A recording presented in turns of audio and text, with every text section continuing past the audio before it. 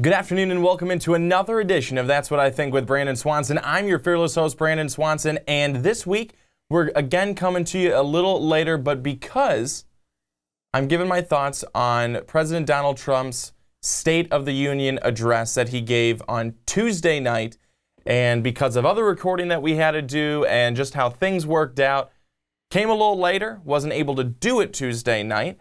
So I am bringing it to you here today on Thursday. But I want to give you my thoughts. I did watch the entire thing. So here they are. So Donald Trump pretty much started off the night talking about the 2.4 million jobs that have been created under his administration, 200,000 new jobs in manufacturing. New jobs are always great. They're always something that you want to hear. They're always something. I don't care if it was partially with the old administration, partially with the new administration. New jobs are something that you always want to hear, no matter what side you may fall on. That is really, really good. Unemployment rates being at some of the all-time lows. Those, again, are things that you want to hear and that you can cheer for, that you can clap about.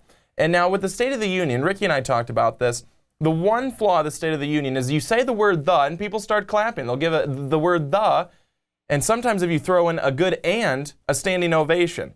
And you know, it's a really good workout for some of those old guys there in Congress. So that's their exercise for the year. To be serious again, moving into small business and with what President Trump talked about with small business and how that's booming, and then he brought in Staub manufacturing, which I thought was a really, really good thing and an idea by President Trump, a good guest to have there. A small business and a story of a small business expanding, adding 14 new employees, having their best year ever. I thought that was a great example from Donald Trump to be able to have Staub manufacturing there that night, have them stand in the audience and show that here's a clear example of a manufacturing job, which is what Donald Trump really pushed, and a small business, which is what he says he's always for. We love small business. We love small business, and they sometimes get pushed to the side. It's one thing that I was really happy about and happy to hear with small business being able to boom once again. That's outstanding, absolutely outstanding. $8 trillion and more for the stock market. The stock market has been having some great weeks. Again, another thing that you love to hear. This is all good. This is all good for the economy. I don't think there's too many people who can say that the economy is doing poorly. And I think that if they said that, they would be lying. The economy is really doing well right now. Of course, Donald Trump then talked about his tax cuts. And this is something that is still being really highly, I think, regarded by Republicans, and certainly something that is bashed by Democrats. But what Donald Trump did say, $24,000 earned by a married couple is the first $24,000 earned by a married couple is completely tax-free. Now, if that is true, and if that is true for your average American family, that's great. How many people does that cover, though? If you're not within the average American family, if you are lower than the quote-unquote average American family, are you still part of that tax cut, that tax break? Now, I've talked with some people who I work with. They fall on the Democratic side, but they've said that they're actually going to be seeing tax increases. They're going to see higher taxes than what they would have had under the old tax plan. That, to me, then you wonder, okay, who's all benefiting? Who's the average American family? What is the average American family? So that's still something we're going to wait to see, because President Trump said that we should be seeing this next month in our taxes. So let's see. So let's find out and wait and see. Apple investing $350 billion back into America. ExxonMobil, $50 billion back into America. Apple's hiring another 20,000 employees. That's outstanding. That's outstanding. And supposedly, that is because of the tax cut. And multiple big companies being able to give out $1,000 bonuses to their employees because of the tax cut. That's good. A message that Donald Trump had, and his message, it seemed like for the entirety of the evening, was America first, America first, America first, and hard work, which is, as Americans, what we know, what we do, what we're accustomed to. If you work hard, you can be anything and achieve anything. That was a great comment, I thought, said by Donald Trump last night. It's so true. It's so accurate. It's what we need to continue to teach all of our children and our children's children, and what we need to continue to tell each other and promote that. Promote that within business, within family life. You can be anything. You can work towards it. If you do work towards it, you can be anything. You can achieve anything. Faith and family is at the center of the American life. That's so true. And Donald Trump said last night that it's not government. It shouldn't be government. I agree with that. Faith and family, those are the things that we hold dear. Those are the things that we should be most concerned with. And that's usually how we vote. Our faith and how our family is affected. Whoever's in office, if they're not doing a good job, if it's not helping my family, I'm going to vote for somebody different.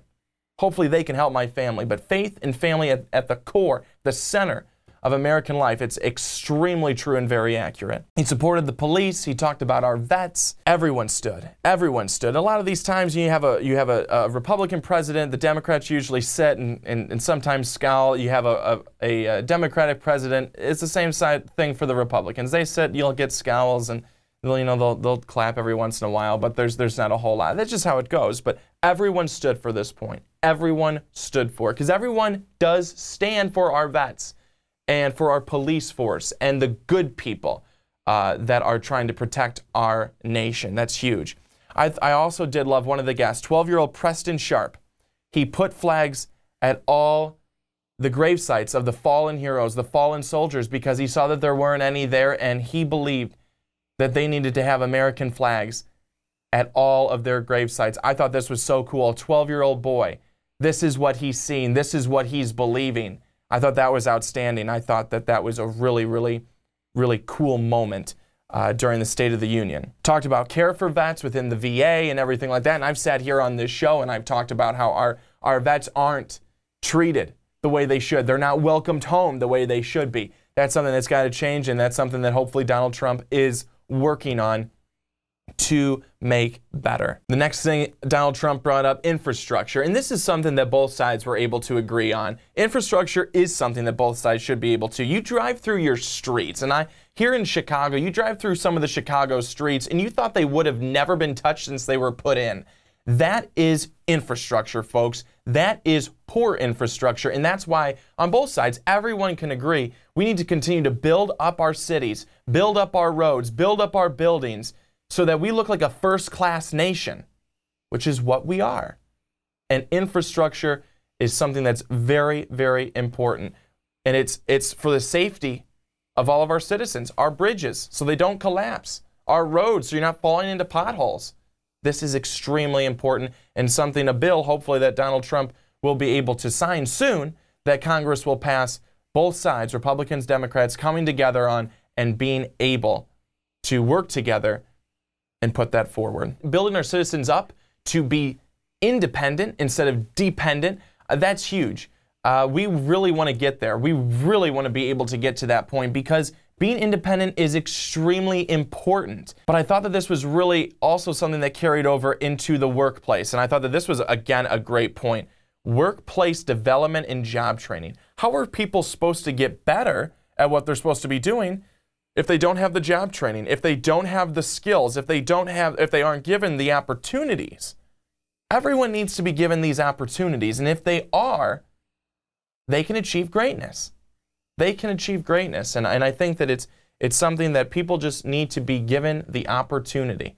And independence is something that people can truly have, and we're hopefully working towards that. He also talked about opening up trade schools. How many times do people feel like they have to go to college to then drop out because college isn't their thing, but they have these skills? We need trade schools because we need carpenters, we need textile workers, we need all of those workers, because guess what? I don't want to do it, I can't do that, but they can. And they don't need to go to college for that, they need to go to a trade school for that. that was, I thought, another really, really great point. College isn't made for everyone, but something is. Something is. And all of these people, they all fit in to our economy. They all fit into somewhere. The work they do is vital to the success that we have moving forward. And that's said of everybody. Then we started to get into the border. And Donald Trump talked about the MS-13 gang, one of the most dangerous gangs in the world, and certainly that has plagued our country. And he had 2 families there that had lost 16-year-old daughters because these gang members had come into their school, had killed them.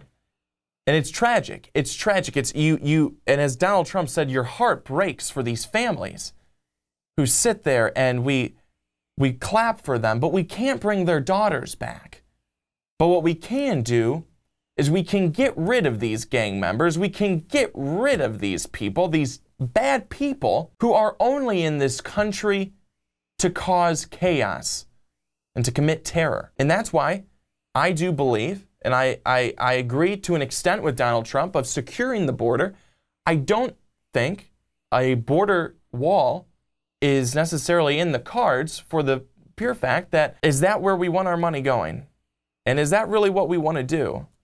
We talk about how, the American dream and everything like that, but there are people in the world that are trying to live that dream. And we want to help that dream come true. We were all immigrants at one point. I mean, I'm not, but my parents were. We are a nation built on immigrants, and we know that we can help others. So I think that that's a huge point. And my point is, having a border wall almost prohibits that. Border protection is extremely important, but a border wall would really prohibit us from being the country we want to be. A path to citizenship for the dreamers. This was Donald Trump's point. The first one was a path to citizenship for 1.8 million people brought here by their parents, full citizens of the U.S. over a 12-year period. That seems very long to me. That seems way too long to me. How about a year? How about 2 years? That's why the system that we have actually encourages illegal chain migration, because the path to citizenship is basically unattainable. 12-year period, it seems like a lot. The number 2, fully secure the border, building a wall, hiring more ICE and Border Patrol. I'm all about hiring more ICE and Border Patrol. Like I said, a border wall, in my mind, I don't necessarily know if that's the right thing to do, but we do need to secure that border. Number 3 was end the visa lottery, which would randomly hand out green cards, and move to a merit-based immigration system. If people come here and they have a good record, a clean record, they're going to be working, all that stuff, that's good. Number 4 was ending chain migration and only having migration for the person coming, their spouse, and their minor children. Finally, Donald Trump talked about terror with ISIS weakening. They are nearly 100% of their locations held by ISIS have been liberated, nearly 100%. That's outstanding. Keeping Guantanamo Bay needs to happen. That needs to happen. These crazy lunatic terrorists cannot be running around roaming free on the streets of our country or any country, or then being able to get weapons and be fighting on the battlefield against us at some point in time. Guantanamo Bay needs to stay open, and it is going to. That's huge. And then the one thing I wanted to end with was Ji Hung So, a North Korean defector. And Donald Trump talked about North Korea and how they are dangerous and how he is not going to sit back like other presidents and leaders have and let them do their thing when he feels he could do something about that. I agree with him. I agree with him. I don't necessarily know if he should be tweeting about he has a bigger button on his desk, but I do believe that he needs to be hard on North Korea. And we need to be careful, though, about possibly engaging in what could be a nuclear war. There's many people out there who are scared of that, and I think we all should be scared of it. We never want to engage in in war. It's not something we want to do. But I think Donald Trump is trying to take a tough stance against North Korea, and hopefully allies will do the same. But Ji-Hung So, the North Korean defector, he visited China and returned to North Korea, was interrogated by the North Korean police to see if he had met or encountered any Christians. He said he had. He was tortured for it. He was tortured for it. And he was near death. Near death. He had crutches. His legs had gotten run over by a train. Really, an incredible story, as he had fallen asleep one night on the train tracks. And today, he is okay. He is healthy. He is free. He is no longer in North Korea, and he carries the crutches around with him to remind him of his journey and how far he has come. That is huge. That is huge. But again, with that point being made, people who are possibly trying to flee North Korea and seeking, let's say, the United States for help, for shelter, we need to help them if we can. We're closer. Mexico. If they're fleeing Mexico, the drug wars of Mexico, the drug cartels of Mexico, they're fleeing Mexico, a family, young kids. We need to help them if we can.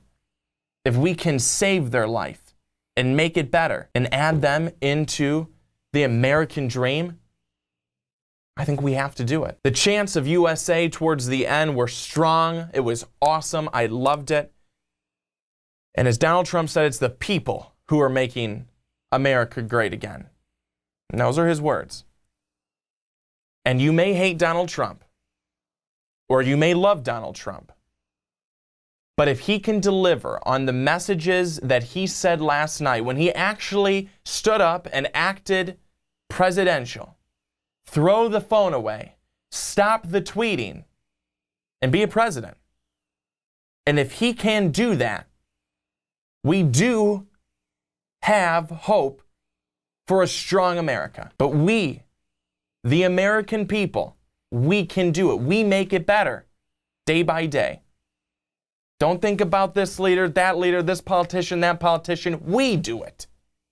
We do it. And if you're unhappy, vote for whoever you'd like. It's your American right to vote. And that's what I think this week, everybody. My thoughts on Donald Trump's State of the Union address. A lot in there. And I apologize a little bit, but not really, for it being a little longer, because I tried to hit on as many things as I could by making it, somewhat realistic with time. But thank you so much for watching. Please let me know your comments down below. I really always appreciate them. And we don't have to agree. And we probably won't on everything. And that's okay. That is okay. But I think, again, you and I, we're the ones that will make this country a better country. We're the ones who can do it. We really can. I believe it. We'll be back next week, Wednesday, 2 Central, 3 Eastern, and 12 Pacific. Again, thank you so much for watching. Have a great rest of your week. Enjoy a wonderful weekend. So long.